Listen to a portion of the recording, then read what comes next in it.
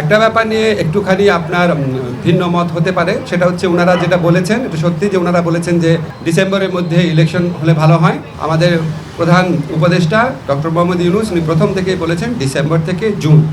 আজকে আলোচনায় আমরা কয়েকটা বিষয় স্পষ্ট করেছি, সেটা আপনাদের বলি। একটা হচ্ছে ডিসেম্বর থেকে জুন মানে যে আমরা ইচ্ছা করে দেরি করে করে মে বা জুন মাসে ইলেকশন করবো সেটা না। ডিসেম্বর থেকে জুন মানে হচ্ছে ডিসেম্বর থেকে জুনের মধ্যে যত তাড়াতাড়ি সম্ভব। আপনারা অলরেডি শুনেছেন আমাদের এই আলোচনাটা 2 ঘন্টাব্যাপী হয়েছে। অত্যন্ত খোলামেলা পরিবেশে আন্তরিকতার সাথে আলোচনা হয়েছে। ওনারা মন খুলে কথা বলেছেন, আমরা কিছু কিছু বিষয়ে উত্তর দিয়েছি, আমরা একটা পরস্পরকে বোঝার চেষ্টা করেছি। ওনারা যেমন কিছু বিষয়ে কথা বলেছেন যে আমাদের অন্তর্বর্তীকালীন সরকারের কিছু কিছু সিদ্ধান্ত নেওয়া হয়েছে যেটা বিএনপির প্রতিকূলে গেছে। আমরা আবার উদাহরণ দিয়েছি যে অনেক সিদ্ধান্ত আছে যেটা বিএনপির অনুকূলে গেছে। তারপর ওনারা বলেছেন যে রাজনৈতিক হয়রানিমূলক মামলা প্রত্যাহারে বিলম্ব হচ্ছে। আমরা বলেছি যে পাবলিক প্রসিকিউটর অফিস, তারপর হচ্ছে এই পুরা সরকারি আইনজীবীদের অফিসটা এটা পুনর্গঠন হয়েছে মাত্র 3 মাস আগে। 3 মাসের মধ্যে 7,000-এর বেশি মামলা প্রত্যাহার হয়েছে, 16,000-এর মতো মামলা অলরেডি লিস্টেড আছে। এবং আমরা বলেছি যে এর চেয়ে দ্রুত গতিতে সম্ভব কিনা। ওনারা আমার কাছে মনে হয়েছে ওনারা আমাদের আনসারটা বুঝতে পেরেছেন।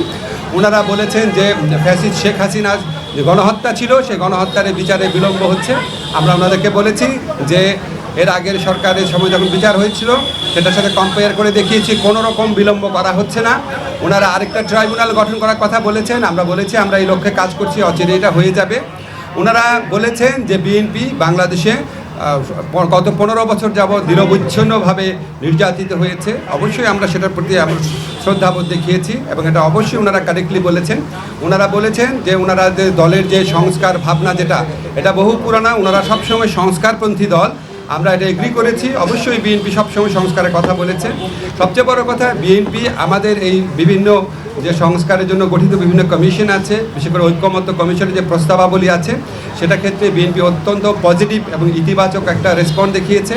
তারা বলেছেন যে তারা এই 2-3 দিনের মধ্যে ঐক্যমত্য কমিশনের সাথে মিটিংয়ে বসছে এবং অধিকাংশ সংস্কার প্রস্তাবের সাথে তারা ঐক্যমত পোষণ করে এবং জুলাই চার্টার খুব দ্রুত প্রণীত হয়ে যাবে, এটা তারাও আমাদেরকে আশ্বাস দিয়েছে।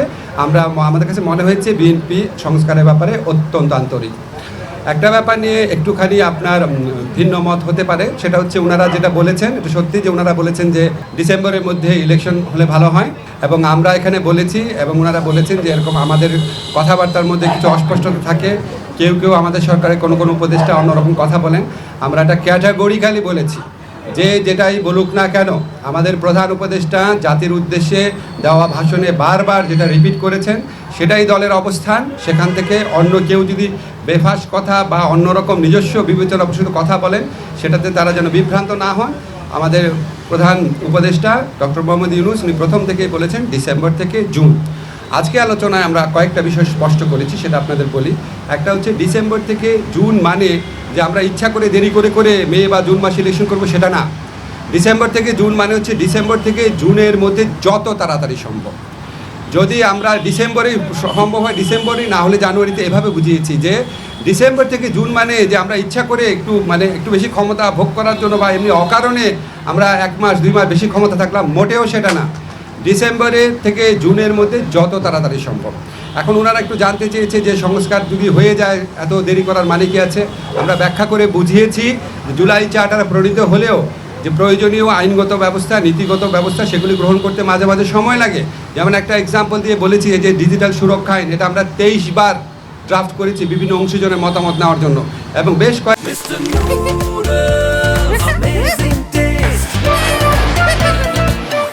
মাস সময় লেগেছে। সেজন্য আমরা বলছি আমরা তো পিন পয়েন্ট করতে পারবো না। জুলাই চার্টার পরিণত হওয়ার পরও কোন আইনটা কতদিনে হয়ে যাবে, কারণ আমরা তো অংশীজনের সাথে কথা বলবো, ব্রড কনসালটেশনের ভিত্তিতে করবো। আরেকটা বিষয় আমরা বলেছি যে আমাদের তো একটা জনগণের তো একটা আকাঙ্ক্ষা আছে যেন আমরা বিচার করে যাই। আজকে বাংলাদেশে এত হাজারের বেশি তরুণ জীবন দিয়েছে আর প্রায় 50-60 হাজার মানুষ আপনার শারীরিকভাবে পার্মানেন্টলি ক্ষতিগ্রস্ত হয়েছে, চোখ হারিয়েছে। তাদের যে বিচারের যে দাবি, এটা তো এই গণ অভ্যুত্থানের অন্যতম প্রধান আকাঙ্ক্ষা আছে। তা আমরা যদি কোনো বিচার না করে যাই, কোনো বিচার না করে আমরা যদি ইলেকশন দিই, আমরা মানুষের কাছে এবং নিজের কাছে জবাব দেবো কীভাবে? ফলে শুধু ইলেকশনটা সংস্কার, নির্বাচন, ইলেকশনের ব্যাপারটা সংস্কার, বিচার এবং আমাদের সরকারের গৃহীত কিছু পদক্ষেপের উপর নির্ভর করে। এই জন্যই ডিসেম্বর থেকে জুন টাইমলাইনটা বলা হয়।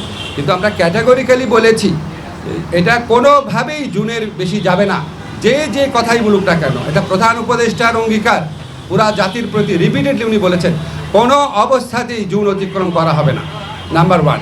নাম্বার 2 হচ্ছে ডিসেম্বর থেকে জুন মানে হচ্ছে ডিসেম্বর থেকে জুন, বাট এর মধ্যে যত তাড়াতাড়ি সম্ভব অযথা কালক্ষেপণের বিন্দু মাত্র চেষ্টা আমাদের মধ্যে থাকবে না। নাম্বার 3 হচ্ছে যতটা সম্ভব সংস্কার আমরা করে যেতে চাই।